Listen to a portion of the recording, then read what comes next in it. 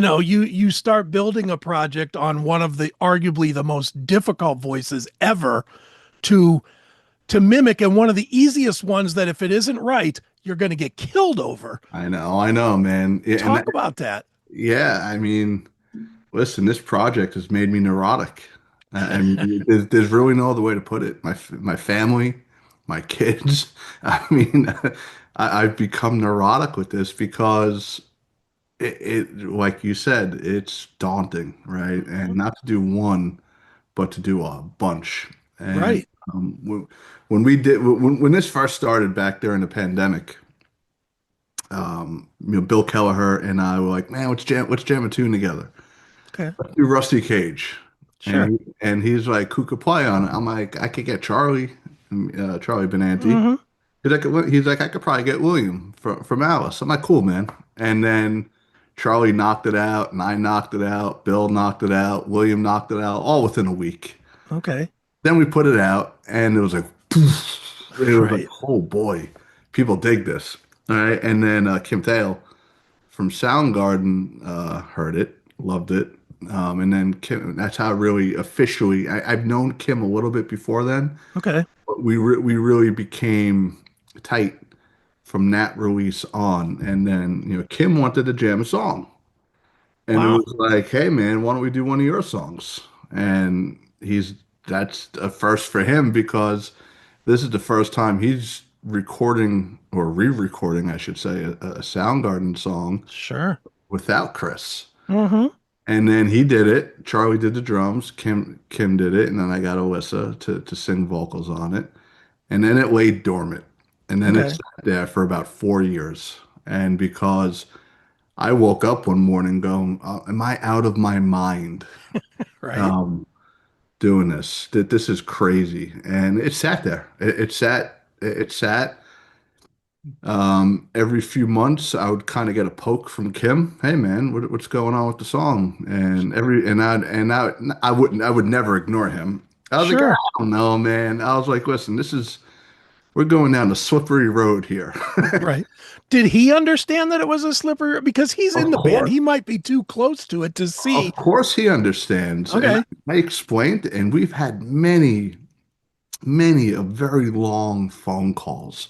Okay. Just talking about Chris, talking about recording processes, talking about life and anything and everything in general. And, January of 2025, yes, January 2025, Metal Allegiance played a gig. And Raining Phoenix Music was there. Mhm.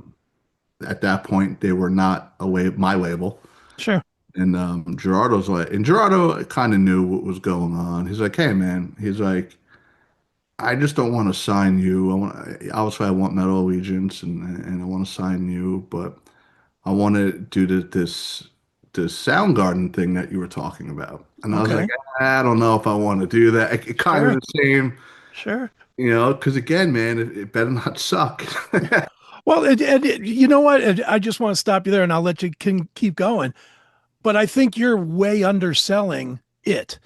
It, yeah, of course, that's any record. No record can come out and suck without taking some hits. This, if it's not great, Yeah, you're going to get hit. I yeah, mean, Cornell's legacy, it's like Dimebag. Look at Zach Wild's one of the greatest guitarists of all time. And if you go online and look at any Pantera review, it's all this guy sucks. He can't play like Dime. He's terrible. And it's like, wait a minute. He doesn't suck. But the bar is so far up there, and I Cornell's the know. same place.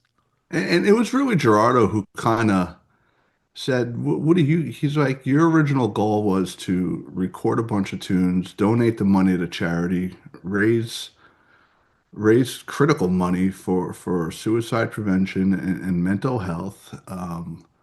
He's like, "Everything you're doing is with great intention. Why would you hold on this?" And I said, "Because I'm a Chris Cornell freak." And if someone released a Chris Cornell cover, whether that be Soundgarden, Audio Slave, whatever the band might be, Mm-hmm.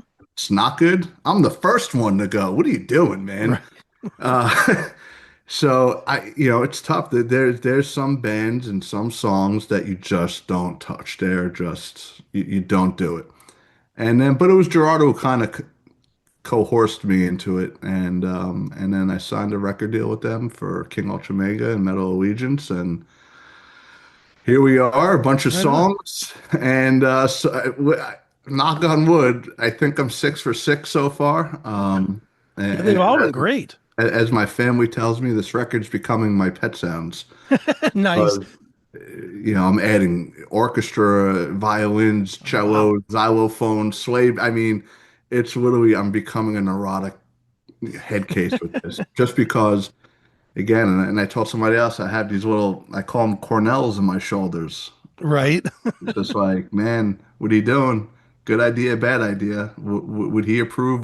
So that's kind of where we're at. And I've learned a lot through this process. I've learned a lot about myself as a musician.